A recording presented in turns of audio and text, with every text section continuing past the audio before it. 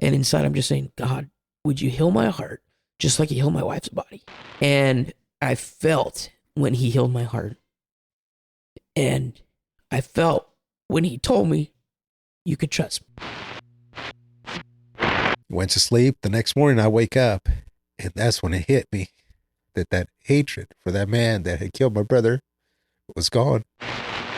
It was almost like a voice that spoke to my heart and said that I didn't need that there was something better. And that immediately, from that point on, I lost the complete desire for drugs.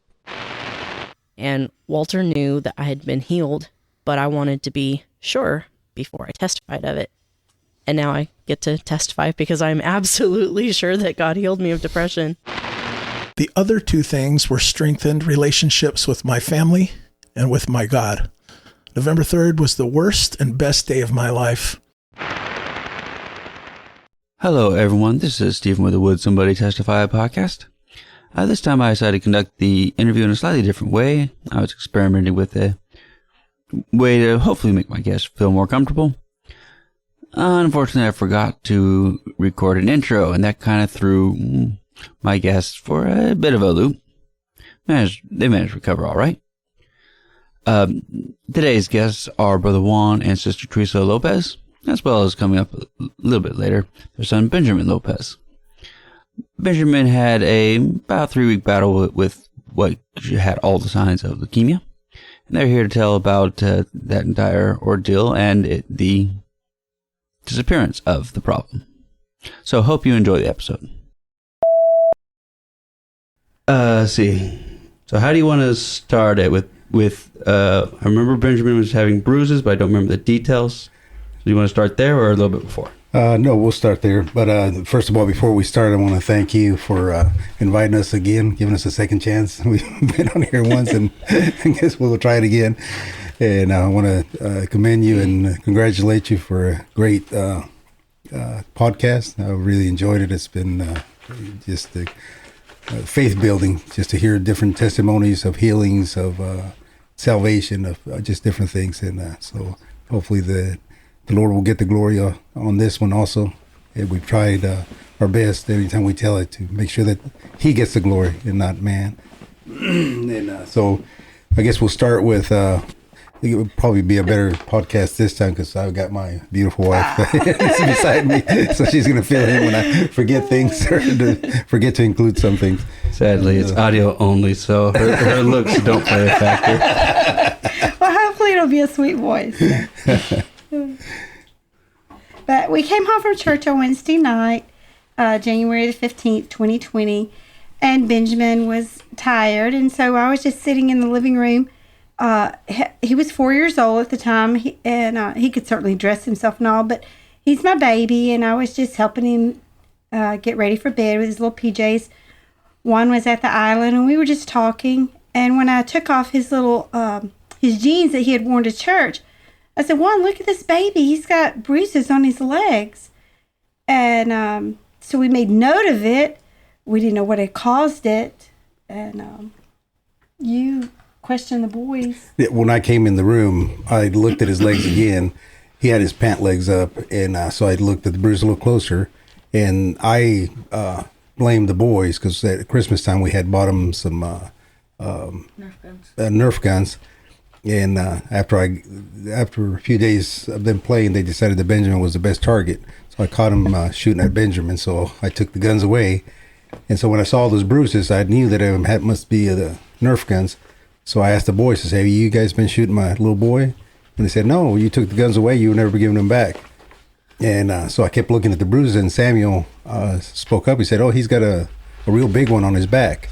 So I lifted up his shirt, and when I looked at it, it looked probably close to an orange size bruise on his back. And to me, it looked more like a spider bite. So I told him, I said, it looks like a spider bite. Why don't you guys go sleep in the living room, and tomorrow I'll spray the room and see if we can kill the spider or whatever caused that. It looked like an insect bite. And so they did.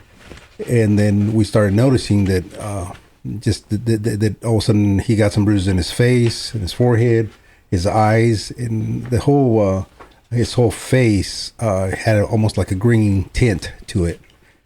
And so we started getting a little, worried about it. But I didn't know what to. One second, let me move this one. A week and a day later, on Thursday, January 23rd, my uncle passed away in Georgia. And late that night or early the next morning, I flew out to go to the funeral. And I went alone. So Juan was here with the babies. I was going to be gone till the following Tuesday. So a long weekend trip. And she went back and forth whether to even go. She said, I can't leave you here with Benjamin like this. I said, just go. I said, he'll be fine. And we had already promised the children that Brother Jeff was pastoring in Orville Church, and he had scheduled a fellowship meeting for Friday. And I had told the children I would take them. But after Benjamin got all those bruises, I said, no, we can't go. I said, I don't know what's going on with Benjamin. They begged and begged, said, Dad, you promised. And so now Teresa's gone, and I had promised that I would take him to the fellowship meeting. I thought, well, I guess I'll try. So I said, okay, I'll take you guys. And on Friday, we got ready to go, and I was still worried about Benjamin. So I found out Brother Dimmer was not going. Sister Tracy was not feeling good. So they were not going to go to the fellowship meeting. And so I called Brother Dimmer. I said, I told him, I said, we are heading to the fellowship meeting, but Benjamin is not doing good. Do you mind if I stop by the church and have you pray for him? He said, sure, bring him by. And when we got to the church, Brother Rick was picking up Dallas since Brother Dimmer was not going to go. And so I got Benjamin out, and I started pulling his shirt and showing Brother Dimmer and Brother Rick the bruises that Benjamin had. And both Brother Rick and Brother Dimmer prayed for him. And we left to the fellowship meeting. Later, Brother Dimmer told me that he went back inside the house and told Sister Tracy, if we don't get a hold of God, Benjamin's in trouble. He saw that those were not just normal bruises, but he could see that there was something wrong with Benjamin. So we went to the fellowship meeting. It was a great fellowship meeting. We started, of course, with singing, and the Spirit of the Lord moved. And Brother Jeff had several testify. But I distinctly remember me going through all this thoughts in my mind, and worried about Benjamin.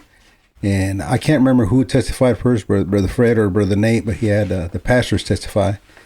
And Brother Fred, if I'm not mistaken, got up and testified and the topic on prayer. And he mentioned the story of Peter when he was in prison, and the church prayed continually for him. And then Brother Nate got up and testified, and he kind of also testified along the lines of prayer. And then they called Brother Greg and Sister Anna. At that time, they were in Hanford, and they were there also. And I called Brother Greg and Sister Anna and their girls to sing. And they got up and sang "Till the Answer Comes." You have to keep on praying. And I was, excited that the testimonies and the songs were all, you have to keep praying. And then Brother Jimmy John was the night speaker that night, and he got up and he preached on. We asked several people if they could remember. Drawing a line is to do with prayer. It says drawing a line in the sand, and also right along the lines of prayer.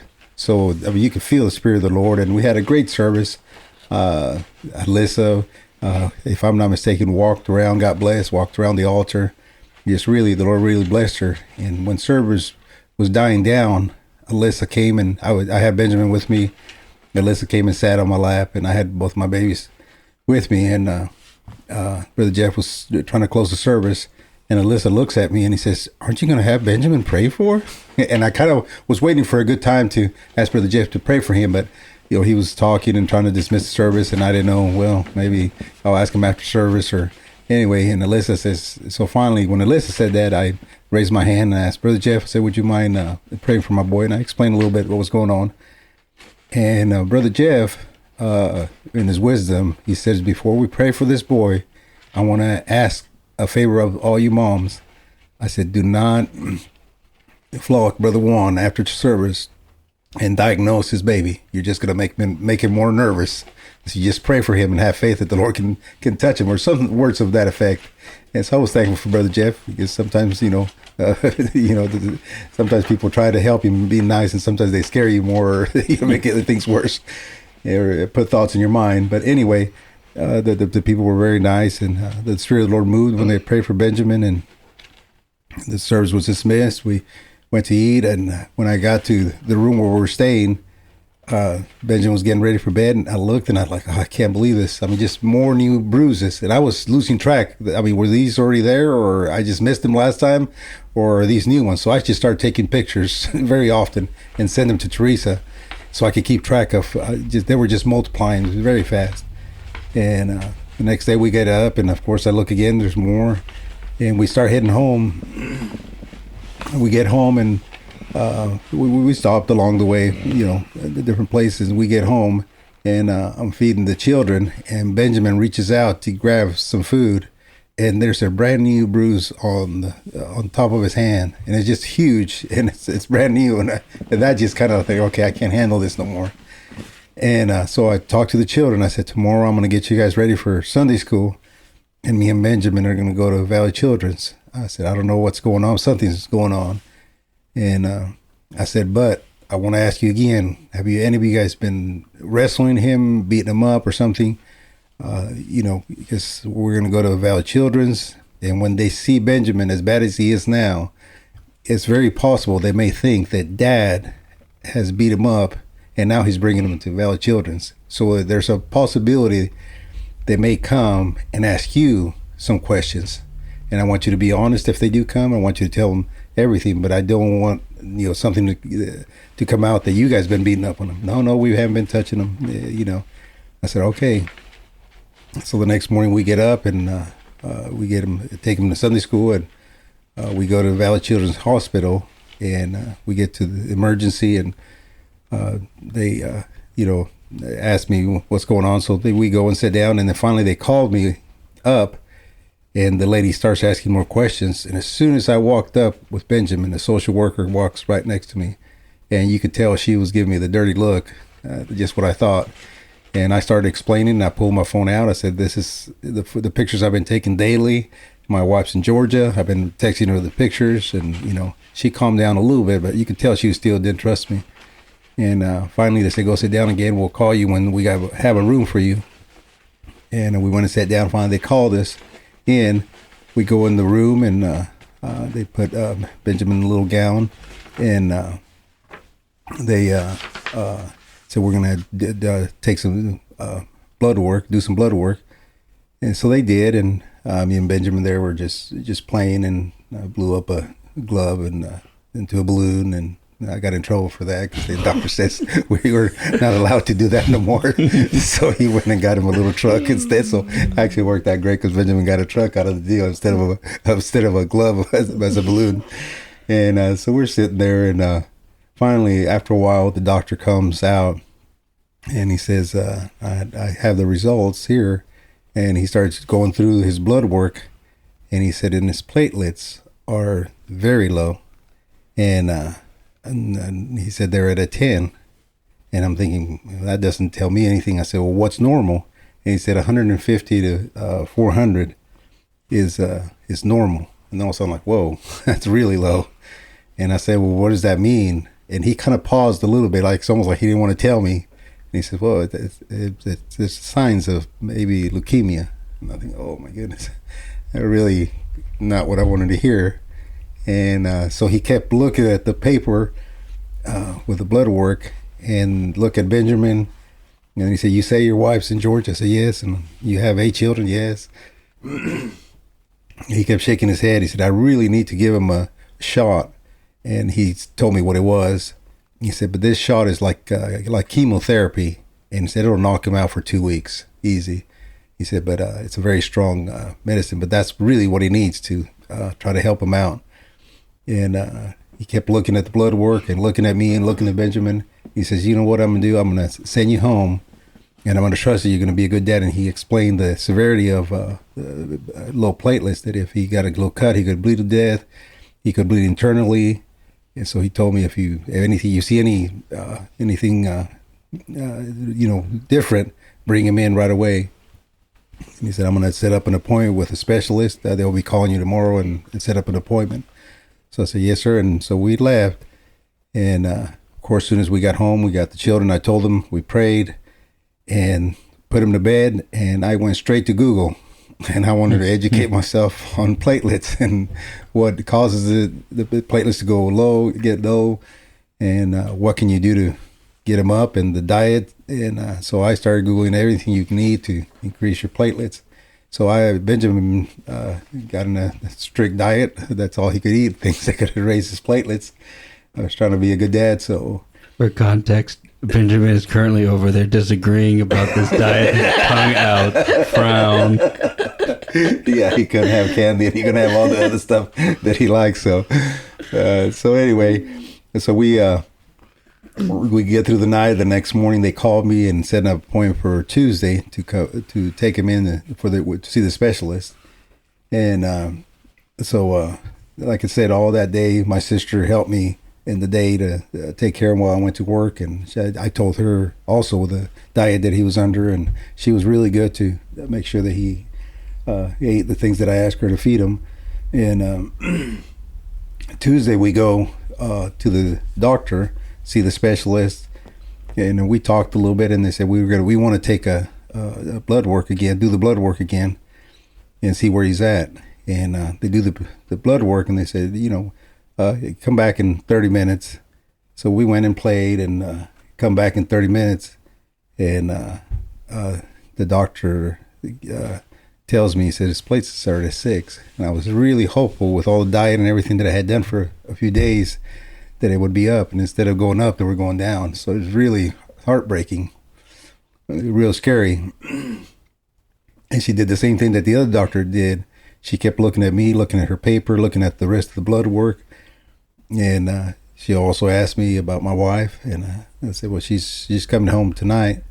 And then she also said, I really need to give him he really needs a treatment real quick, because he said, I'm surprised that he's not bleeding out of his ears, his nose. He said most of the time when they get this low, they bring him in because they can't stop they just start hemorrhaging all over.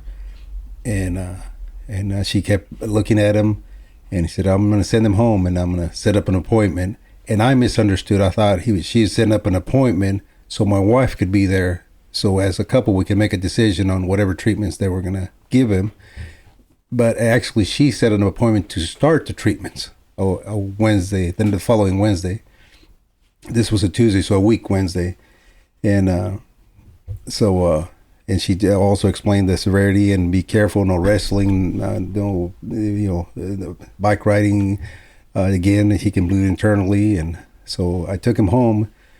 Teresa came home. Benjamin is not a bookworm at this time. He's not sedentary at all.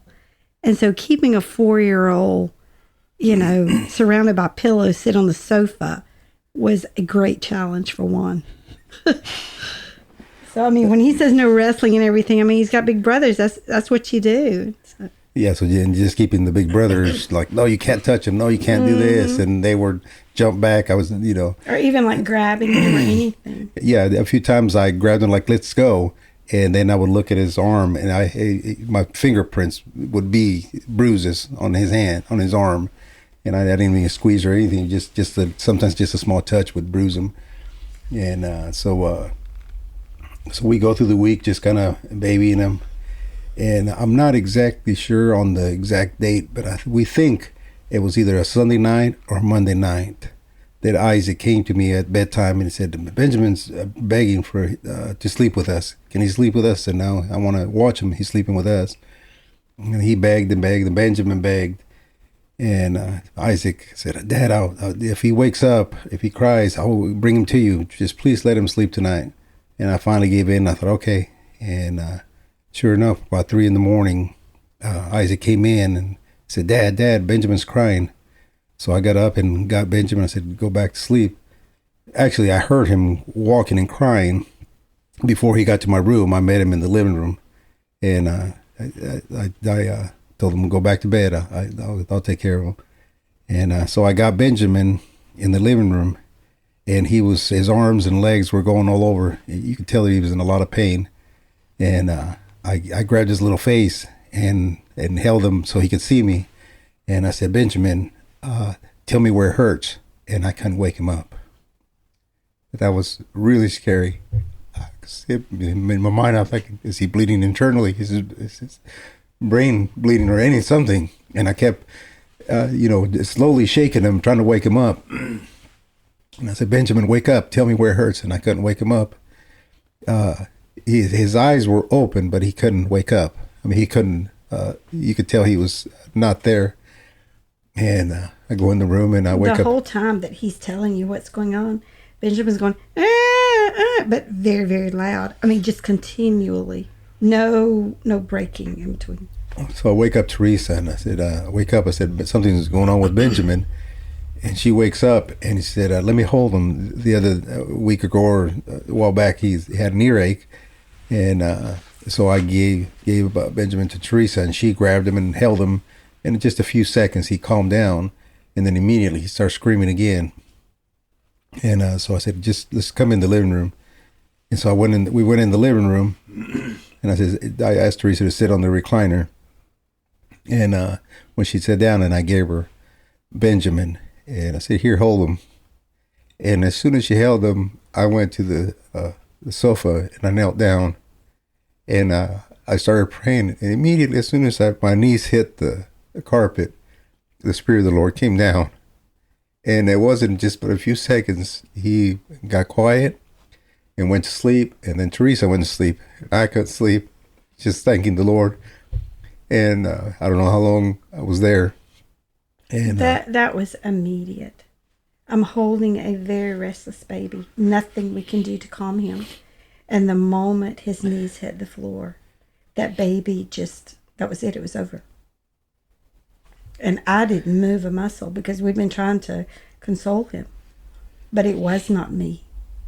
It wasn't that we finally got him in the right position. It was, without question, prayer. So we wake up the next morning and we're looking at him and he's acting normal, like, and so we just observe him the rest of the day. And like I said, I don't remember if it was Sunday night or Monday night. But anyway, our appointment was for Wednesday. So Wednesday morning we go and to the appointment, and we get there, and the lady starts putting a little port in his arm to start giving him the treatments. And I'm thinking like, whoa, what's that for? He said, oh, that's the medication, like the chemotherapy they had been telling me about, medication. And they're getting ready to admit him. To receive the treatment that they were wanting to do, you had to be hospitalized a minimum of a week. And all of a sudden I'm thinking, whoa. We're not ready for this. We just came in for a doctor checkup. And so then as she's putting the port in, then she says, oh, you know what? I forgot to ask the doctor if she wants a blood work before we start giving him his medicine. And she goes back in and comes back out and apologizes to Benjamin. Said, I'm sorry, Benjamin, I'm going to have to poke you twice. So she gets the blood out. And she says, you guys can go play for about 45 minutes, then come back. And so we go and play, and the whole time I'm thinking like, what in the world? I mean, what are we facing? This is pre-COVID. And so you can imagine, if he would have been hospitalized, and we go play, come back in 45 minutes, and the doctor comes out that time, not the nurse, and she's got a paper in her hand, and as she's handing me the paper, she gets a pen and circles. She's got all the blood work, but one area right there she circles, and it's his platelets. It's at 283. And I'm looking, I said, what? I mean, I can say something. She just circled and I'm looking at it and I'm thinking 283. And he says his platelets are normal. was You know, clearly in the safety zone. Yeah. Clearly. and so we both look at her, look at each other, and look at her. And I said, "What does this mean?" He says, "He's fine." And I think, well, yeah, but Just a minute ago, he was about to get admitted for a week, and he's going from a 10 to a 6 to a 283 without a drop of medicine. And we know what happened, but we wanted to. And then, so Teresa asked us, "So, what does this mean?" She said, "He's fine." He says, "Well," he said, "Yeah, just take him home. He's fine. He doesn't need the medicine." it's crazy. Well, praise the Lord, And then Teresa asked, I said, "What, do we need to bring him back for a follow-up or something?" He says, "No." He said, "Unless you see any signs of something, but he's normal." He's just normal little boy. And so then Teresa asked, says, "You mind checking his ears?" Because a few weeks ago he had a little ear infection. And so she looked in one ear and said, "Oh, this area looks perfect, just nice and clean." And looks in the other one, and she said, "I see a lot of dry blood in the other ear."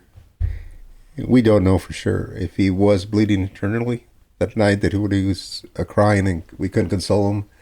But we wonder by all that dry blood in his ear. And so we came home, and it was, it was almost like immediate. All those bruises, even his face looked greenish. It just started clearing out almost immediately. And it wasn't 2 or 3 days at the most. He was in the back basketball court, and he was riding a skateboard on his belly and hit a rock. And the skateboard stopped, but he didn't. He goes head first, and he hits the pavement, comes in crying. And I still had to scrape off the little pebbles off his forehead. And he's a big old goose egg pops up right away. And so I'm, consoling him and pulling off the little gravel off his forehead. And big old goose egg. I'm thinking, well, okay, here comes the bruises, I guess. And we waited and waited. The goose egg went down, and he had a little scrape, but no bruises. And to me, it was just another testimony that the Lord had done, a complete work. And it was, that really to me was a test, because here we were trying to keep him from anything, and he was getting bruises, and now he's just being a boy and still no bruises. To me, it was God proving to us he really had done a miracle. And sometime later, it was a long time later, I was thinking about this, and I asked Juan, I said, "Juan, the night that we could not console him," I said, "you were the one that the medical professionals had told, if there's anything, he could bleed internally, immediately, rush him in." And I said, "You had told me that, but, the medical profession is the one that had really shared that with you." I said, "Did it ever once enter your mind to call 911? I mean, we only live just a little ways from the fire station right here." And he said, "Never." I said, "It never entered my mind either." I said, "We needed help. We needed it right then. We needed God. We needed it faster than 911. Exactly. And God came through for us faster than we could have unlocked the phone and dialed 911. And I like to think of Benjamin's testimony as a 3-week miracle, because it really was from a Wednesday, 3 weeks later to a Wednesday, from the first bruises that we saw until he's perfectly fine. And to me, the amazing thing about the whole thing is that several times the different doctors, they would question themselves and would say, "We really need to give him this strong dose of medicine to get him back to normal," but they held back. I never told them, I never rejected the medicine. I never said, "No, don't give it to him." I was just trusting their judgment. But somehow the Lord wanted to get glory out of the whole thing, that they would shake their head and said, "We're just going to send him home without no medication." But Yes. am I remembering correctly that their reasoning was that he was otherwise healthy aside from the low platelet count? Yes. And they expect him to be more unhealthy with such a... Yes, that's what was confusing with them. It was confusing to them. He said the rest of his blood work looks so good that we don't know. And like I said, they would second guess themselves, but they would always choose not to give him that medicine and send them home those 2 times. And even the last time when they were there, it was almost like, okay, Mom's here. The numbers are still low. We're just going to start it. And the doctor said, no, let's check the blood work one more time. Yeah, because the lady was, he already had the little port. It was just getting the bag and, plugging it in and start the process. And all of a sudden she said like, oh, I forgot to ask if she wants one. And she went back in and said, yes, I do want one. And that stopped her from giving him that medicine. Yeah. So. We told Benjamin that you were coming over and I wanted to hear his testimony. And so we wanted to hear just the little parts of him. He was only 4 years old, but he didn't know what was really going on. He was still being a boy. So Benjamin, we want you to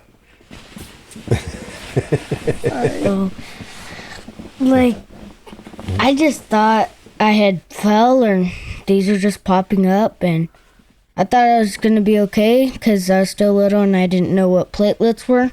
So I thought I was still going to live, still be a boy.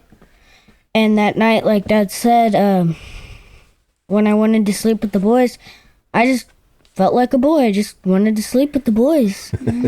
And so earlier he told me, he said he didn't think it was a big deal because they didn't hurt. Usually when you get a bruise, is you feel the pain.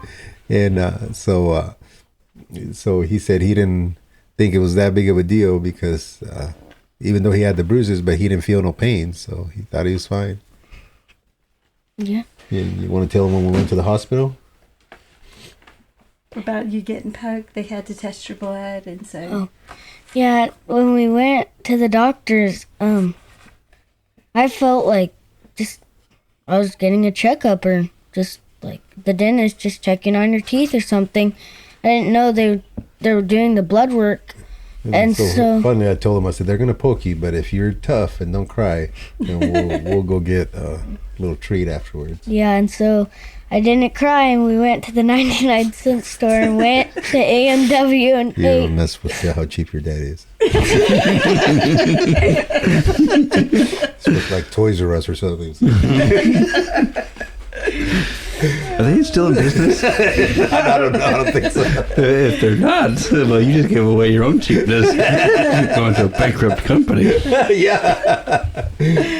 Anyway, then we went to eat. Mm-hmm. Where? A&W.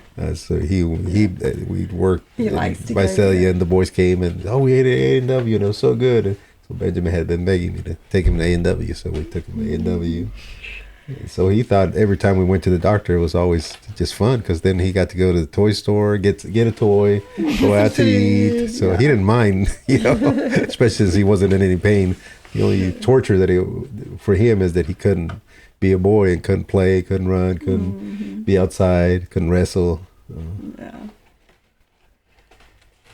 Anyway, we are very thankful that the Lord came and showed himself real and Yes. a big miracle for our family. Did they ever tell you how long they would have, Benjamin would have to undergo treatments? The first one, he would be hospitalized at least a week because they said the medication would make him so sick. And they said a week is a minimum. And then however he does, and then we'll send him home. We'll do more testing. And he'll come back for treatments as needed, Okay. But just the initial treatment was a minimum week hospitalization. Did they give you an average for how many times treated? Okay. I'm just personally We curious. just wanted to start with the first one and then go from there. Okay. I was wondering if it would have lasted into COVID. Yeah. Let's see. So, said it was beginning of February when they almost gave him the first one. So it would have been, would have had to undergo 6 weeks or so before everything was shut down. Yeah, that would have been real fun. Yeah. No, not at all. I mean, that was also a lot of times I would thank the Lord that, what he did. So when most people think of 2020, immediately COVID, and you don't have no good memories of 2020. And for me, one day I was reading Isaiah, and then, I read when it says, when King Uzziah died, I saw the Lord high and lifted up. So, when I think of 2020, I saw the Lord high and lifted up. Yes. He came through for our family. So 2020 is a special year for us. Kind of help go through COVID, just knowing that the Lord had done such a great thing for our family. We have miracle birthdays for several of our children that have received miracles. And Benjamin's, we always celebrate the first Wednesday of February. And so that we have just a family party, but we don't, that's our way of remembering what God has done for him. And just like the children of Israel, they piled up stones or they had special feast or whatever so that you don't forget. That's our way we call it a miracle birthday. And so we always celebrate. And he doesn't seem to mind. More parties. Yes. Yeah. He's shaking his head yes and smiling. So.